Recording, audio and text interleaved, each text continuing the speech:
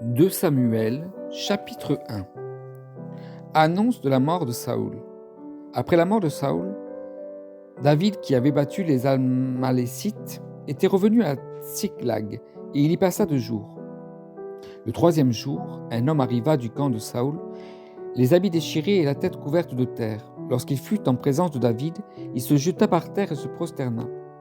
David lui demanda « D'où viens-tu » L'homme lui répondit « Je me suis échappé du camp d'Israël. » David lui dit « Que s'est-il passé ? Dis-le-moi donc. » Il répondit « Le peuple s'est enfui du champ de bataille. Beaucoup d'hommes sont tombés et sont morts.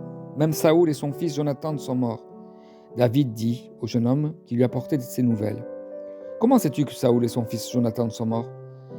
Le jeune homme qui lui apportait ces nouvelles répondit alors « Je me trouvais sur le mont Gilboa. Or Saoul s'appuyait sur sa lance et les chars et les cavaliers le serraient de près. Il s'est retourné, m'a aperçu et m'a appelé. J'ai dit, me voici. Il m'a demandé, qui es-tu ? Je lui ai répondu, je suis Amalécite. Il a dit, approche-toi donc et donne-moi la mort, car je me sens mal, même si je suis encore plein de vie.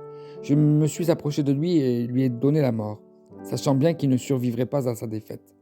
J'ai retiré la couronne qui était sur sa tête et le bracelet qu'il avait au bras, et je te les rapporte ici, mon Seigneur. David attrapa ses habits et les déchira, et tous les hommes qui étaient auprès de lui firent de même. Ils furent dans le deuil, ils pleurèrent et jeûnèrent jusqu'au soir à cause de Saoul, de son fils Jonathan, du peuple de l'Éternel et de la communauté d'Israël, parce qu'ils étaient tombés par l'épée. David dit au jeune homme, qui lui avait apporté ces nouvelles, « D'où viens-tu » Il répondit, « Je suis le fils d'un étranger d'un Amalécite. » David lui dit, « Comment se fait-il que tu n'aies pas eu peur de porter la main contre celui que l'Éternel a désigné par onction et de lui donner la mort ?»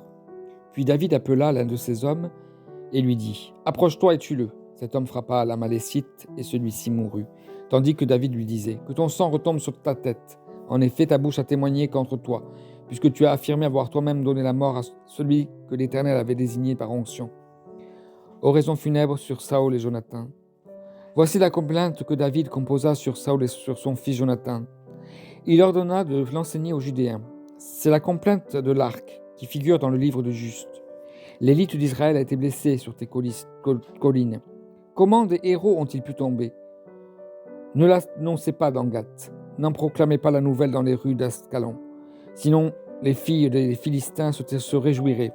Les filles des incirconcis triompheraient. Mont Gilboa, qu'il n'y ait sur vous ni rosée ni pluie, ni champ permettant de faire des offrandes. En effet, c'est là qu'a jeté les boucliers des héros, le bouclier de Saoul.